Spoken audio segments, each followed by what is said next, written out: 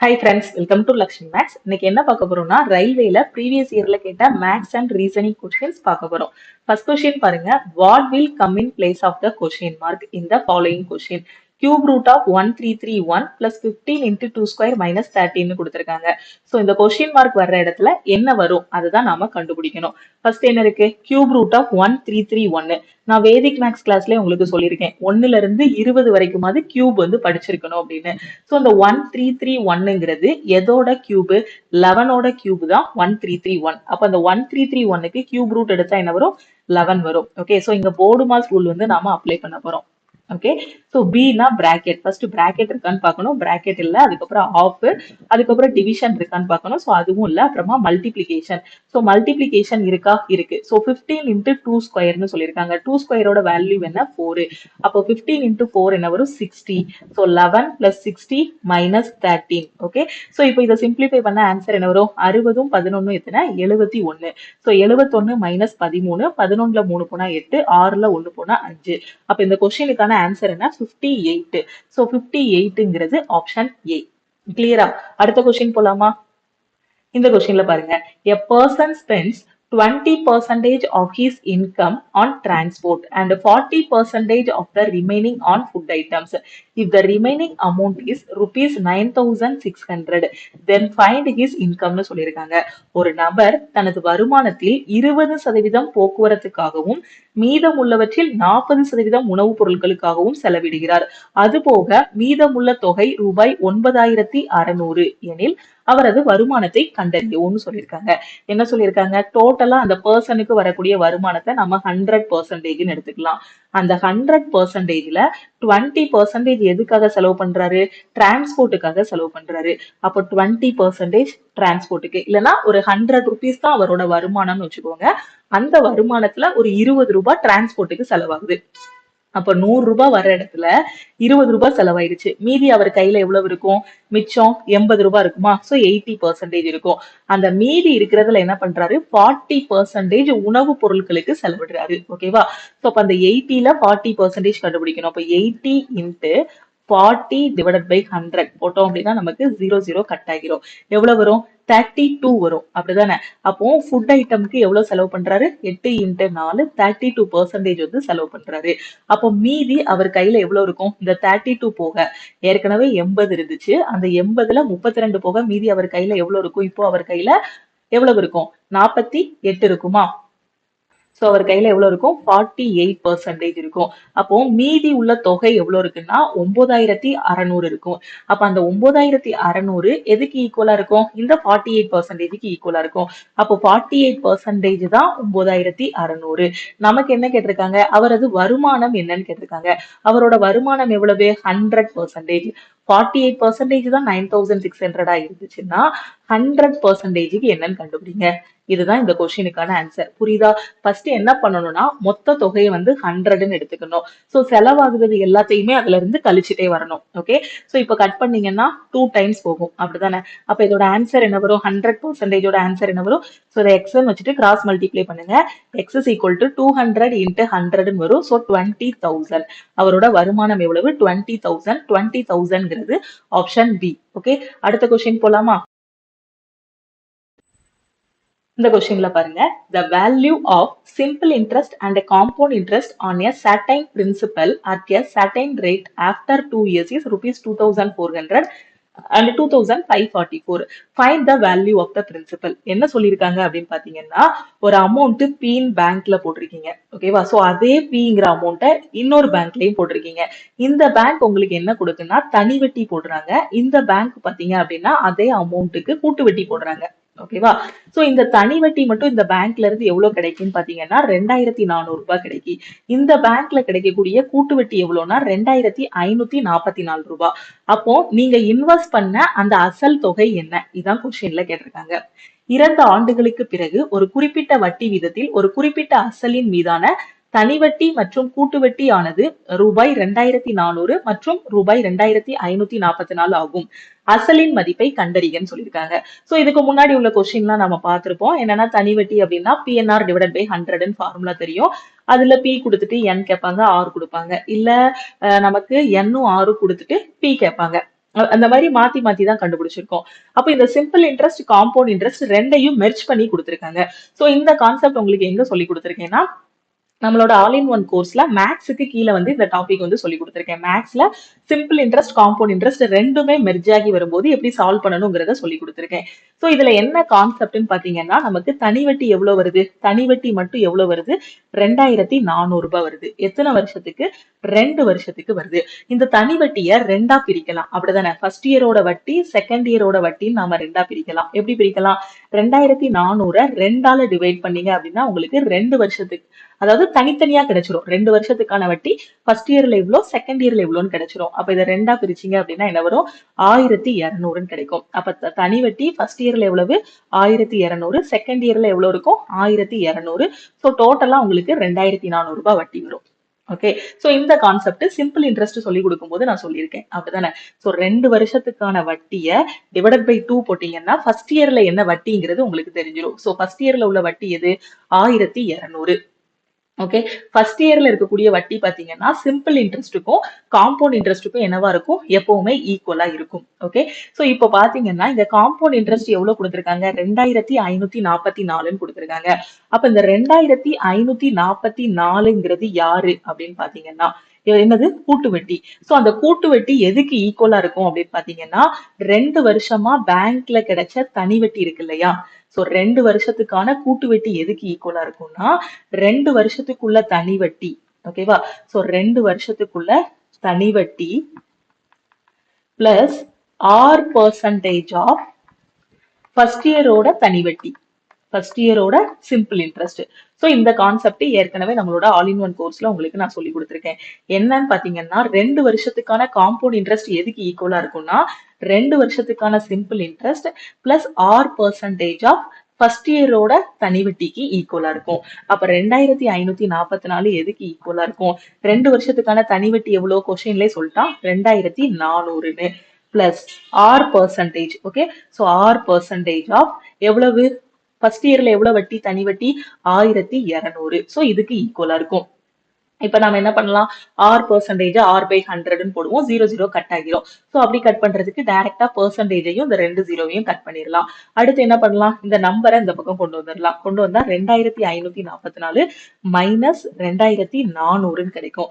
So minus பண்ணா 4 4 1 144 equal to எதுக்கு ஈக்குவலா இருக்கும்? 12Rக்கு ஈக்குவலா இருக்குமா? ஏன்னா இங்க R இருக்கு, இங்க 12 இருக்கு. சோ 12Rக்கு ஈக்குவலா இருக்கும். இதுல இருந்து ரேட் ஆஃப் இன்ட்ரெஸ்ட் உங்களுக்கு என்ன கிடைக்கும்? 144 டிவைடட் பை 12 கிடைக்கும். சோ ரேட் ஆஃப் இன்ட்ரெஸ்ட் என்ன கிடைக்கும்? 12% கிடைக்கும். ஓகே, சோ ரேட் ஆஃப் இன்ட்ரெஸ்டோடது நமக்கு கிடைச்சிருது. எவ்வளோ?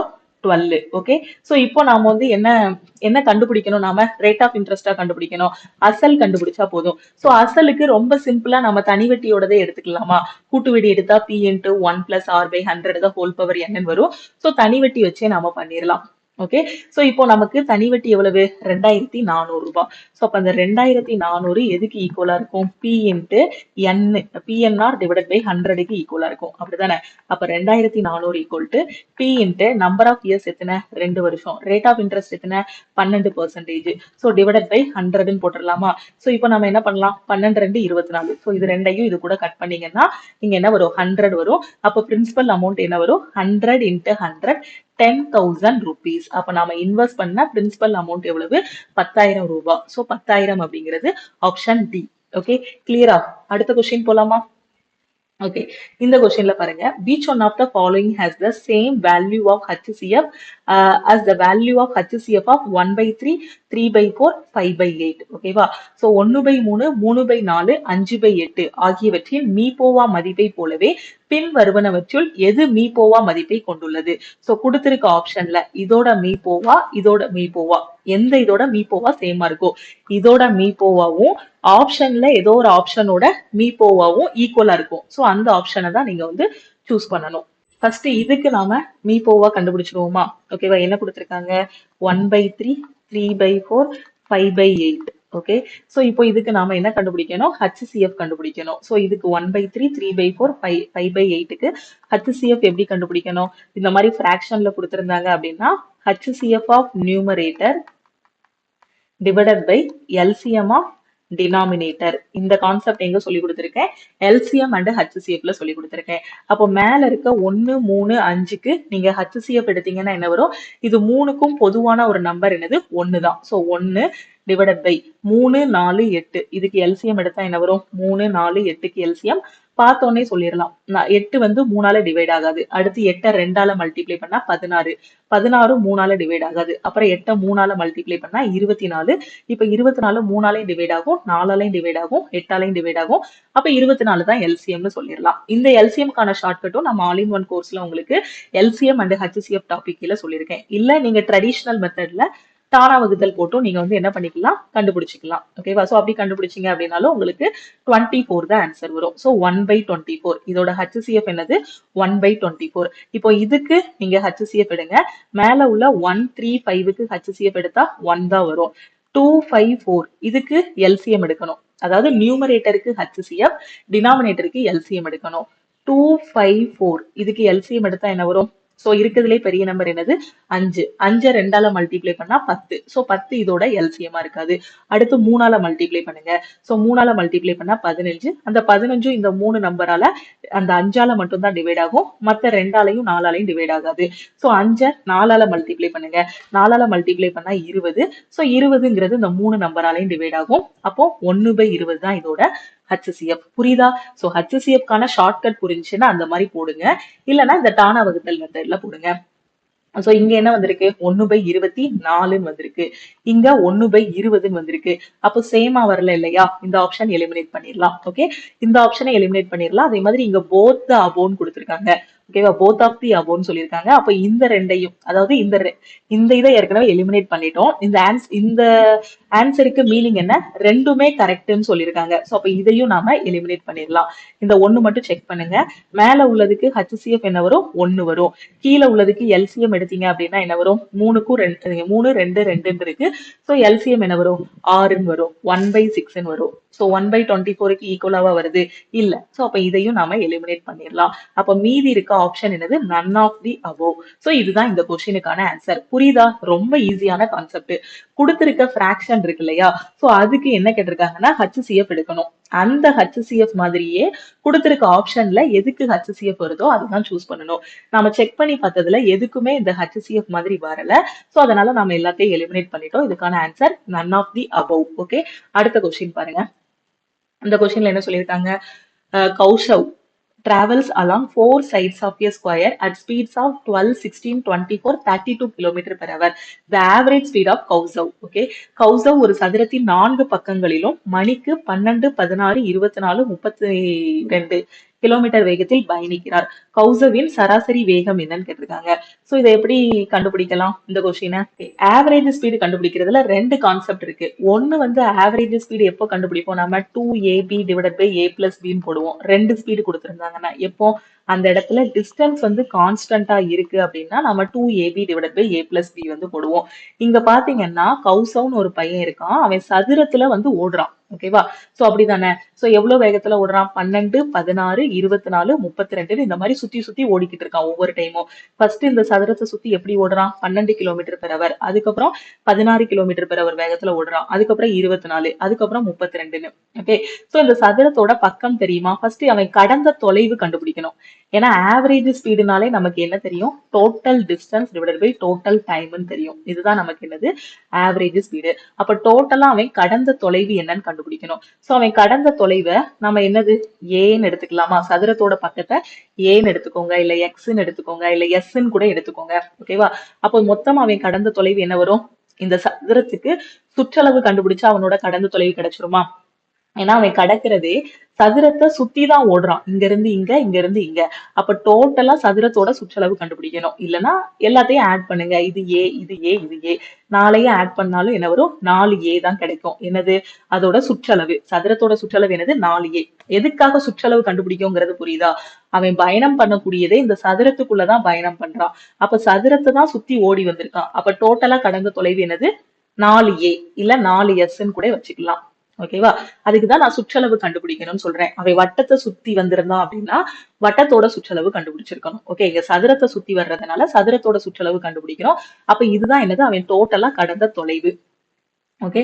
அப்ப டோட்டல் டிஸ்டன்ஸ் வந்து நமக்கு கிடைச்சிருது. அதுக்கப்புறம் என்ன இருக்கணும்? டோட்டல் டைம் வேணும். ஓகேவா? ஸோ டோட்டல் டைம் நமக்கு என்ன தெரியும்? Speed equal to distance divided by time. இதுல இருந்து time equal to distance by ஸ்பீடுன்னு போடலாமா? ஸோ இங்க இருந்து இங்க அவன் கடக்கிறதுக்கு எவ்வளவு ஸ்பீட்ல போறான்? 12 கிலோமீட்டர் பெர் அவர் ஸ்பீட்ல போறான். ஓகேவா? அப்போ நம்ம average speed equal to total distance. Total distance எவ்வளவு? 4a போட்டுக்கலாம். ஓகேவா? சோ இப்போ ஃபர்ஸ்ட் டைம் இங்க இருந்து இங்க கடக்கிறதுக்கு எவ்வளவு நேரம் ஆகுதுன்னு பார்க்க போறோம். So time equal to distance by speed. Distance எவ்வளவு? ஏ. ஸ்பீட் எவ்வளவு? 12 kilometre per hour. So A by 12 போட்டுடலாம். பிளஸ் இந்த இடத்த கடக்கிறதுக்கு 16 இந்த ஸ்பீட்ல போறான். இதை கடக்கிறதுக்கு 24 இந்த ஸ்பீட்ல போறான். இதை கடக்கிறதுக்கு 32. அப்ப இந்த இடத்துல டைம் என்ன வரும்? இந்த இடத்த இது பண்றதுக்கு சோ ஏ பை 16 வருமா? புரியுதா? டிஸ்டன்ஸ் டிவைடட் பை ஸ்பீடு தான் நமக்கு என்னது? டைம். அடுத்து என்ன வரும்? ஏ பை 24 வரும் பிளஸ் ஏ பை 32 வரும். ஓகே. ஸோ இப்போ நம்ம என்ன பண்ணணும்? இதுக்கெல்லாம் எல்சிஎம் எடுக்கணும். 12, 16, 24, 32.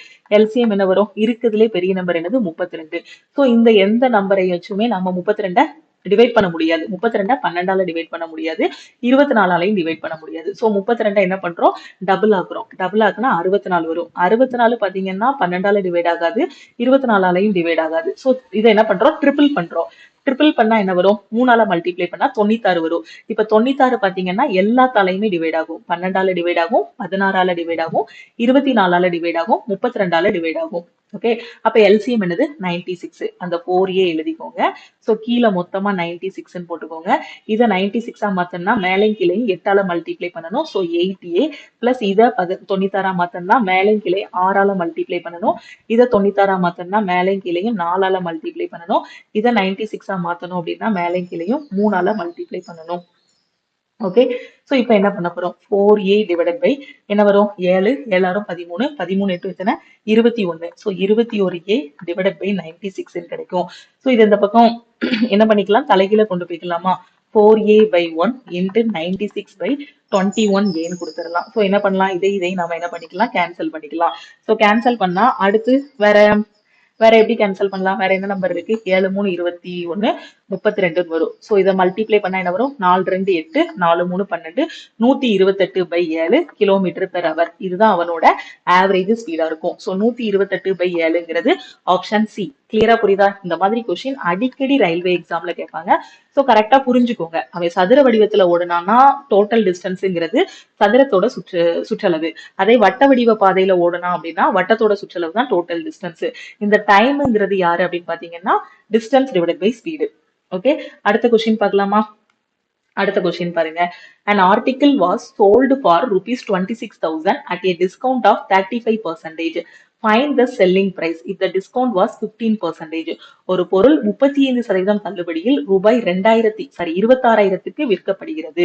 தள்ளுபடி 15% இருக்கும் போது விற்பனை விலையை கண்டறியும்னு சொல்லியிருக்காங்க. ரொம்ப ஈஸியான கொஸ்டின். ஒரு பொருளை வந்து 35% தள்ளுபடியில விற்கிறாங்களாம். ஓகே. 35% தள்ளுபடியில விற்கும் போது அதோட விற்ற விலை என்னது? 26,000. நம்ம எப்பவுமே 100% தான் என்ன பண்ணுவோம்? Mark price எடுத்துக்கிடுவோம். சோ இதுல இருந்து கொடுக்கக்கூடிய தள்ளுபடி 35%னா செல்லிங் பிரைஸ் என்ன வரும்?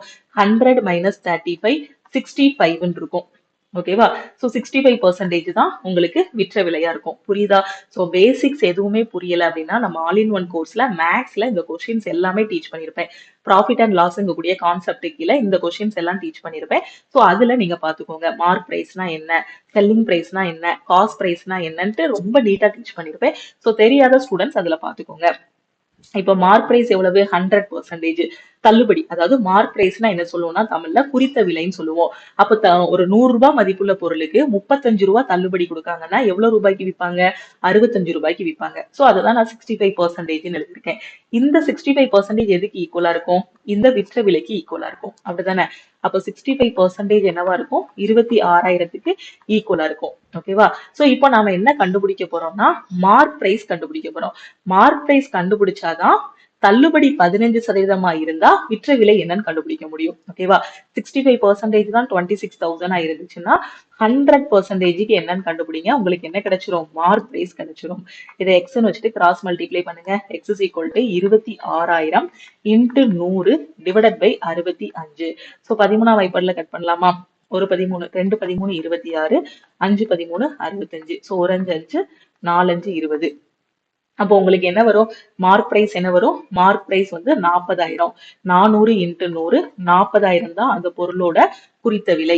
இப்ப எனக்கு என்ன கேட்டிருக்காங்கன்னா, ஒருவேளை அந்த கடைக்காரரு 35% பதிலா 15% தள்ளுபடி கொடுத்திருந்தாருன்னா விற்ற விலை என்ன? இதான் கொஸ்டின்ல கேட்டிருக்காங்க.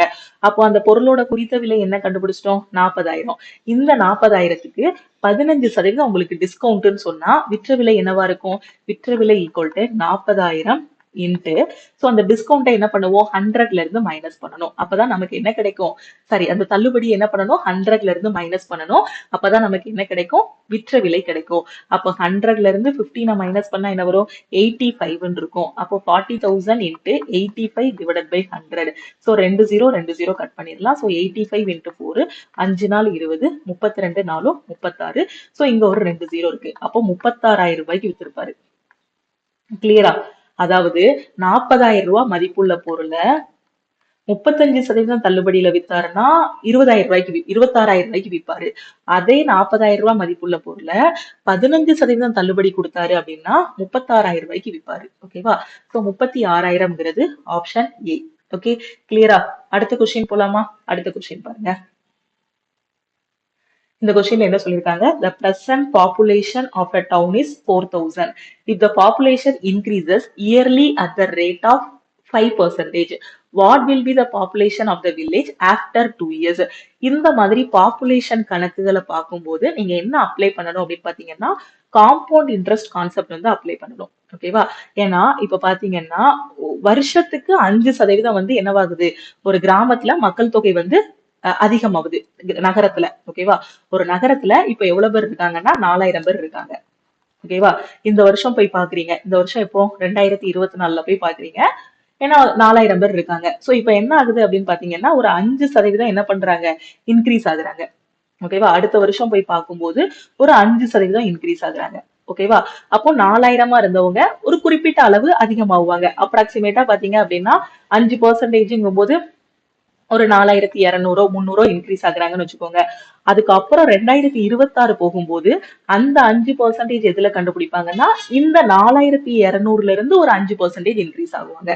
ஓகேவா? ஏன்னா இந்த இடத்துல ஸ்டூடெண்ட்ஸ் கன்ஃபியூஸ் ஆகுறது PNR டிவைடட் பை 100ன்னு போட்டுருவாங்க. இந்த கொஸ்டினை 2 மெத்தட்ல சால்வ் பண்ணலாம். ஃபர்ஸ்ட் மெத்தட் என்ன அப்படின்னு பாத்தீங்கன்னா, இனிஷியலா மக்கள் தொகை எவ்வளவு? 4,000 பேர் இருக்காங்க. ஓகேவா? சோ ஃபர்ஸ்ட் எவ்வளவு சதவீதம் அதிகமாகுது?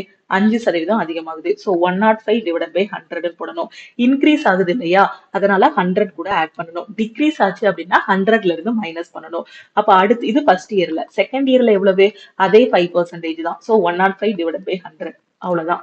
இதை கேன்சல் பண்ணிட்டீங்கன்னா 2 வருஷம் முடிவுல அந்த ஊர்ல எத்தனை பேர் இருப்பாங்கன்னு தெரிஞ்சிடும். ஸோ 3 0 கட் பண்ணி விட்டுருங்க. ஸோ என்ன வரும்? 2 5 10 21. ஸோ எத்தனை தடவை போகும்? 2 தடவை போகும். So 21 into 2 42. அப்ப 105 இன்ட்டு 42 5 2 10. ஸோ 5 4 20. ஸோ 4 0 1 4 4. அப்ப 4,410 பேர் இருப்பாங்க. 2 வருஷம் கழிச்சு அந்த ஊர்ல போய் பாத்தீங்கன்னா 4,410 பேர் இருப்பாங்க. இது வந்து ஒரு மெத்தட். ஓகேவா? சோ இந்த மாதிரி சால்வ் பண்ணலாம். இன்னொரு மெத்தட் என்ன அப்படின்னு பாத்தீங்கன்னா, வருஷத்துக்கு 5% தானே இன்க்ரீஸ் ஆகுறாங்க. சோ இத காம்பவுண்ட் இன்ட்ரெஸ்ட் மாதிரி நீங்க எடுத்துக்கலாம். அசல் வந்து 4,000 ரூபாய். ரேட் ஆஃப் இன்ட்ரெஸ்ட் வந்து பாத்தீங்கன்னா 5%.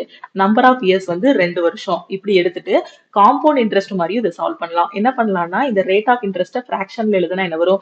5/100ன்னு வரும். 5/100 எப்படி எழுதலாம்? 5% ஃபிராக்ஷன்ல எப்படி எழுதலாம்? 1/20ன்னு எழுதலாம். இது எங்க சொல்லி கொடுத்துருக்கேன்? பெர்சன்டேஜ் கிளாஸ்ல சொல்லி கொடுத்துருக்கேன். Okay, so rate of interest 1/20ன்னு மாத்தியாச்சு. கீழே இருக்கிறது பிரின்சிபல், மேல இருக்கிறது என்ன இருக்கும்? வட்டி இருக்கும். அப்ப பிரின்சிபல் இந்த பக்கம் அமௌண்ட்னு போட்டுருங்க. பிரின்சிபல் எவ்வளவு? 4,000. ஓகேவா? சோ பிரின்சிபல் இந்த நம்பர்ல எவ்வளவு? 20 பார்ட். எத்தனை வருஷம்? 2 வருஷம். அதனால 2 20 போட்டுருங்க. 20 ரூபாய் பேங்க்ல போட்டீங்கன்னா 1 ரூபாய் வட்டி கிடைக்கும். அப்ப என்ன கிடைக்கும்? 21 ரூபாய் கிடைக்கும் கையில. எத்தனை வருஷத்துக்கு? 2 வருஷத்துக்கு. அப்ப 2 21 போட்டுருங்க. ஓகே, இது ரெண்டையும் மல்டிப்ளை பண்ணா என்ன வரும்? 20 இன்ட்டு 20 400. இது ரெண்டையும் மல்டிப்ளை பண்ணா என்ன வரும்? 441 கிடைக்குமா? புரியுதா? இப்போ நமக்கு அசல் எவ்வளோன்னு தெரியும். 4000 தெரியும். அசல் எவ்வளவு பார்ட்னு தெரியும், 400 பார்ட்னு தெரியும். அப்போ 400 பார்ட் எதுக்கு ஈக்குவலா இருக்கும், இந்த 4000க்கு ஈக்குவலா இருக்கும். சோ ஃபைனலா எவ்வளவு அமௌண்ட் நமக்கு ரிசீவ் ஆகுது, 441 பார்ட். சோ 441 பார்ட்டுக்கு என்னன்னு கண்டுபிடிங்க. சோ இதை கட் பண்ணா உங்களுக்கு என்ன வரும், 10ன்னு கிடைக்கும், அப்படிதானே? சோ இதை எக்ஸ்ன்னு வச்சுட்டு கிராஸ் மல்டிப்ளை பண்ணுங்க. X is equal to 4410. அதே ஆன்சர் வந்துருச்சா? சோ எந்த மெத்தட்லனாலும் நீங்க சால்வ் பண்ணலாம். சில புக்ல பாத்தீங்க அப்படின்னா p into 1 plus R by 100 தான் ஹோல் பவர் n ஃபார்மெட்ல போட்டிருப்பாங்க. எந்த மெத்தட்னாலும் நீங்க சால்வ் பண்ணலாம். கான்செப்டை மட்டும் தெளிவா புரிஞ்சுக்கணும். ஓகேவா? சோ இது எல்லாமே ரயில்வேல ப்ரீவியஸ் இயர்ல கேட்ட கொஸ்டின்ஸ். இந்த வீடியோ உங்களுக்கு பிடிச்சிருந்தா லைக் பண்ணுங்க. உங்களுக்கு டவுட்ஸ் இருக்கு அப்படின்னா கமெண்ட் பண்ணுங்க. உங்க ஃப்ரெண்ட்ஸும் எக்ஸாமுக்கு ப்ரிப்பேர் பண்றாங்க அப்படின்னா மறக்காம அவங்களுக்கு இந்த வீடியோவை ஷேர் பண்ணுங்க. இன்னும் நிறைய கொஸ்டின்ஸ் இருக்கு. இந்த கொஸ்டின்ஸ் எல்லாத்தையுமே நாம அப்கமிங் கிளாஸ்ல வந்து டிஸ்கஸ் பண்ணலாம். ஓகேவா? சோ அதே மாதிரி நீங்க ரயில்வே எஸ்எஸ்சி எக்ஸாம் ஃபர்ஸ்ட் அட்டெம்ப்ட்ல கிளியர் பண்றதுக்கு நம்ம ஆப்ல ஆல் இன் ஒன் கோர்ஸ் அவைலபிளா இருக்கு. சோ அந்த ஆல் இன் ஒன் கோர்ஸ்ல ஜாயின் பண்ணிக்கோங்க. நீங்க ரயில்வே எஸ்எஸ்சி இந்த மாதிரி காம்படிட்டிவ் எக்ஸாம் ஃபோக்கஸ் பண்ணி படிச்சாலும் சரி, இல்ல காலேஜ் படிக்கக்கூடிய ஸ்டூடெண்ட்ஸ் வந்து கேம்பஸ் இன்டர்வியூக்கு ப்ரிப்பேர் பண்ணிட்டு இருந்தாலும் சரி, எங்க ப்ரிப்பரேஷன் ஸ்டார்ட் பண்ணணும்னு தெரியலன்னா நம்ம ஆப்ல இருக்க ஆல் இன் ஒன் கோர்ஸ்ல ஜாயின் பண்ணிக்கோங்க. ஓகேவா?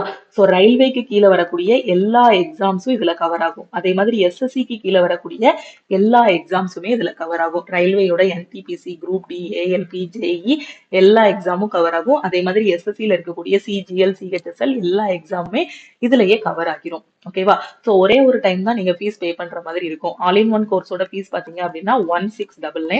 அதே மாதிரி உங்களுக்கு லைஃப் டைம் வேலிடிட்டி. ஒரு டைம் ஃபீஸ் பே பண்ணிட்டீங்க அப்படின்னா உங்களுக்கு லைஃப் டைம் வேலிடிட்டி இருக்கும். நீங்க எக்ஸாம் கிளியர் பண்ற வரைக்கும் இதுல இருக்க கிளாஸஸ், மெட்டீரியல்ஸ் எல்லாத்தையுமே அக்சஸ் பண்ணிக்கலாம். ஓகேவா? சோ நீங்க காலேஜ் படிக்கக்கூடிய ஸ்டூடெண்ட்ஸா இருக்கீங்க, ஒரு காம்படிட்டிவ் எக்ஸாம் ப்ரிப்பேர் பண்றீங்கன்னா உங்களோட first year, second year, third இயர்ல ஸ்டார்ட் பண்ணிட்டீங்க அப்படின்னா கரெக்டா காலேஜ் முடிக்கும் போது ஒரு வேலையோட வெளியில வந்துடலாம். அது பிரைவேட்டாவும் இருக்கலாம். மேபி நீங்க பப்ளிக் செக்டார் எய்ம் பண்ணீங்க அப்படின்னா ஒரு கவர்மெண்ட் ஜாபோட வெளியே வந்துடலாம். ஏன்னா ஒரு 6 மாசம் கஷ்டப்பட்டு படிச்சா போதும் எந்த ஒரு காம்படிட்டிவ் எக்ஸாமும் ஃபர்ஸ்ட் அட்டெம்ப்ட்ல கிளியர் பண்ண முடியும். உங்களுக்கு தேவையான கிளாஸஸ், மெட்டீரியல்ஸ் எல்லாமே நம்மளோட ஆல் இன் ஒன் கோர்ஸ்லயே ப்ரொவைட் பண்ணியிருப்போம். ஸோ இந்த கோர்ஸ்ல எப்படி ஜாயின் பண்ணணும்னா பிளே ஸ்டோர்ல நம்மளோட லக்ஷ்மி மேக்ஸ் ஆப் இருக்கும். அதை டவுன்லோட் பண்ணிக்கோ. நீங்க நம்ம ஆப்பை பிளே ஸ்டோர்ல போயும் டவுன்லோட் பண்ணிக்கலாம். இல்ல வீடியோக்கு கீழே இருக்கக்கூடிய டிஸ்கிரிப்ஷன்லயும் ஆப்போட லிங்க் வந்து கொடுத்துருப்பேன். ஸோ அதை கிளிக் பண்ணிட்டு நீங்க வந்து டவுன்லோட் பண்ணிக்கோங்க. டவுன்லோட் பண்ணிட்டு ஃபர்ஸ்ட் ஸ்டெப் வந்து உங்களோட மொபைல் நம்பர் என்டர் பண்ணுங்க. அதுக்கு ஒரு ஓடிபி வரும். அதை வச்சு லாகின் பண்ணிக்கோங்க. ஓகேவா? ஸோ நீங்க லாகின் பண்ணதுக்கு அப்புறம் நம்ம ஆப்ல இருந்து வெல்கம் டு லக்ஷ்மி மேக்ஸ் கம்யூனிட்டின்னு ஒரு மெசேஜ் வரும். அதுல I want to join all in one கோர்ஸ்னு ஒரு ரிப்ளை கொடுங்க. ஸோ டீம்ல இருந்து கான்டாக்ட் பண்ணிட்டு எப்படி ஜாயின் பண்ணணுங்கிறத டீடைலா உங்களுக்கு சொல்லுவாங்க. ஸோ ஆப்ல போய் டைரக்டா நீங்க பே பண்ண வேண்டாம். ஆப்ல கோர்ஸோட ஃபீஸ் பாத்தீங்க அப்படின்னா 2000 ருபீஸ் இருக்கும். ஓகேவா? ஸோ நீங்க ஆப்ல பே பண்ண வேண்டாம். டீமுக்கு கான்டாக்ட் பண்ணீங்கன்னா அவங்க ஜிபே நம்பர் இல்லைன்னா அக்கௌண்ட் நம்பர் கொடுப்பாங்க. ஸோ அதுக்கு நீங்க ருபீஸ் 1699 மட்டும் பே பண்ணிட்டு ஒரு ஸ்கிரீன்ஷாட் சென்ட் பண்ணீங்க அப்படின்னா ஒரு 2 to 3 ஹவர்ஸ்ல கோர்ஸோட அக்சஸ் வந்து கொடுத்துருவாங்க. கோர்ஸ் அக்சஸ் வந்துருச்சாங்கிறது எப்படி பார்க்கணும்னா நீங்க நம்ம ஆப்பை ஓபன் பண்ணிக்கோங்க. ஆல் இன் ஒன் கோர்ஸ் கீழே பாத்தீங்கன்னா ஸ்டார்ட் லேர்னிங் இருக்கும். இதை கிளிக் பண்ணிட்டு உங்களோட ப்ரிப்பரேஷன் ஸ்டார்ட் பண்ணலாம். ஓகேவா? ஸோ அதே மாதிரி உங்களுக்கு ரயில்வே அண்ட் எஸ்எஸ்சிக்கு தேவையான ஃப்ரீ மெட்டீரியல்ஸ், கிளாஸஸ் எதுவும் வேணும்னாலும் நம்ம ஆப்லேயே அவைலபிளா இருக்கு. ஸோ உங்களுக்கு தேவையான ஃப்ரீ மெட்டீரியல்ஸை நீங்க டவுன்லோட் பண்ணிக்கலாம். ஓகேவா? ஸோ ஜூலைல பாத்தீங்க அப்படின்னா என்டிபிசியோட நோட்டிபிகேஷன் வந்து ரிலீஸ் பண்ணிடுவாங்க. ஸோ நீங்க இன்னும் உங்களோட ப்ரிப்பரேஷன் ஸ்டார்ட் பண்ணல அப்படின்னா குயிக்காவே ப்ரிப்பரேஷன் ஸ்டார்ட் பண்ணுங்க. எங்க படிக்கணும், என்ன படிக்கணும்னு தெரியல அப்படின்னா நம்மளோட ஆல் இன் ஒன் கோர்ஸ்ல ஜாயின் பண்ணிக்கோங்க. ஸோ 1500 பிளஸ் ரெக்கார்டட் கிளாஸஸ், அதே மாதிரி பிடிஎஃப், ப்ரீ டெஸ்ட் எல்லாமே இந்த ஆல் இன் ஒன் கோர்ஸ்ல ப்ரொவைட் பண்ணியிருப்போம். இதை மட்டும் நீங்க கரெக்டா ஃபாலோ பண்ணாலே கண்டிப்பா உங்களால ஃபர்ஸ்ட் அட்டெம்ப்ட்ல கிளியர் பண்ண முடியும். இந்த கிளாஸஸ்ல ஜாயின் பண்றதுக்கு ஏதாவது ஒரு டவுட் இருக்கு அப்படின்னா இந்த நம்பருக்கு நீங்க கால் பண்ணியோ வாட்ஸ்அப் பண்ணியோ கேட்கலாம். 7806854288, 9043379345. இந்த 2 நம்பர்ல எந்த நம்பருக்குனாலும் நீங்க கால் பண்ணியோ வாட்ஸ்அப் பண்ணியோ கேட்கலாம். இல்ல டைரக்டாவே நீங்க ஜாயின் பண்ண போறீங்கன்னா இந்த நம்பருக்கு I want to join all in one கோர்ஸ்னு ஒரு மெசேஜ் அனுப்புனீங்க அப்படின்னா டீம்ல இருந்து கான்டாக்ட் பண்ணிட்டு எப்படி ஜாயின் பண்ணணுங்கிறத சொல்லுவாங்க. ஸோ கரெக்டா அதுல இருக்க சிலபஸை முடிச்சுட்டு ப்ரீவியஸ் இயர் கொஸ்டின் ப்ராக்டிஸ் பண்ணிட்டு கரெக்டா டெஸ்ட் போடுறதுக்கு ஒரு 4 மாசம் ஆகும். ஸோ இந்த 4 மாசம் உட்காந்து கஷ்டப்பட்டு படிச்சீங்கன்னா கண்டிப்பா ரயில்வேலையும் எஸ்எஸ்சிலையும் உங்களால ஒரு ஜாப் வந்து வாங்க முடியும். அந்த அளவுக்கு கிளாஸஸ் எல்லாமே பெர்ஃபெக்டா இருக்கும். ஸோ முடிஞ்ச அளவுக்கு சீக்கிரமா ஜாயின் பண்ணிக்கோங்க. ஓகேவா? ஏன்னா லேட்டா ஜாயின் பண்ணிட்டீங்க அப்படின்னா முடிக்க முடியாது. அதுல இருக்க கன்டென்ட் எல்லாமே ரெடி பண்றதுக்கு நியர்லி 2 இயர்ஸ் ஆகிருச்சு. ஓகேவா? ஸோ நீங்க ரயில்வே கீழ வரக்கூடிய எந்த எக்ஸாம் படிச்சாலும் சரி, எஸ்எஸ்சிக்கு கீழ வரக்கூடிய எந்த எக்ஸாம் படிச்சாலும் சரி, அதே மாதிரி நீங்க ஃபைனல் இயர் ஸ்டூடெண்டா இருந்து கேம்பஸ் இன்டர்வியூ ப்ரிப்பேர் பண்ணிட்டு இருக்கீங்க அப்படின்னா, நம்ம ஆப்ல இருக்கக்கூடிய கிளாஸஸ ஒரு 2 வீக்ஸ் நீங்க ஃபாலோ பண்ணா போதுமானது. அதுல இருக்கக்கூடிய மேத்ஸ், ரீசனிங்க ஒரு 2 to 3 வீக்ஸ் கரெக்ட்டா அந்த முக்கியமான அந்த ஷார்ட்கட்ஸ் மட்டும் ஃபாலோ பண்ணீங்கன்னா, கண்டிப்பா நீங்க ரிட்டன் டெஸ்ட்ல நல்ல ஸ்கோர் வாங்கிரலாம். இது யாருக்குன்னா, கேம்பஸ் இன்டர்வியூ ப்ரிப்பேர் பண்ணக்கூடிய ஸ்டூடெண்ட்ஸுக்கு. ஓகே. ஸோ அதுக்கப்புறம் நீங்க ரிட்டன்ல நல்ல ஸ்கோர் வச்சிருந்தீங்கன்னா, உங்களோட இன்டர்வியூ வந்து ஈஸியா இருக்கும். காம்படிட்டிவ் எக்ஸாம் படிக்கக்கூடிய ஸ்டூடெண்ட்ஸ் இத முடிக்கிறதுக்கு எவ்வளவு நாள் ஆகும்னா, குறைஞ்சது 4 to 5 மாசம் ஆகும். ஸோ அந்த 4 to 5 மந்த்ஸ்ல முடிச்சிட்டீங்க அப்படின்னா, அதுக்கப்புறம் ஃபுல்லா உட்காந்து ரிப்பீட்டடா டெஸ்ட் போட ஆரம்பிச்சிடலாம். இது போக வேற ஏதாவது டவுட் இருக்குன்னா, மறக்காம இந்த நம்பருக்கு கால் பண்ணியோ, வாட்ஸ்அப் பண்ணியோ கேட்டுக்கோங்க. அதே மாதிரி பாத்தீங்கன்னா, நம்ம டெலகிராம் குரூப், டெலகிராம் சேனல்ல நீங்க இன்னும் ஜாயின் பண்ணல அப்படின்னா, டெலகிராம் குரூப் அண்ட் சேனல்லையும் ஜாயின் பண்ணிக்கோங்க. எல்லா லிங்க்குமே வீடியோக்கு கீழ இருக்கக்கூடிய டிஸ்கிரிப்ஷன்ல வச்சிருக்கேன். ஸோ மறக்காம கிளிக் பண்ணி ஜாயின் பண்ணிக்கோங்க. நீங்க இந்த நம்பரை சேவ் பண்ணி வச்சுக்கோங்க. இல்ல இத ஒரு ஸ்கிரீன்ஷாட்னாலும் எடுத்து வச்சுக்கோங்க. ஸோ நம்ம டீமோட கான்டாக்ட் நம்பர் எல்லாமே வீடியோக்கு கீழ இருக்கக்கூடிய டிஸ்கிரிப்ஷன்ல கொடுத்துருக்கேன். எக்ஸாம் பத்தி என்ன டவுட்டா இருந்தாலும் நீங்க எப்பனாலுமே லக்ஷ்மி மேக்ஸ் டீமுக்கு கான்டாக்ட் பண்ணலாம். ஓகே. தேங்க்யூ. திருப்பியும் நெக்ஸ்ட் கிளாஸ்ல மீட் பண்ணலாம்.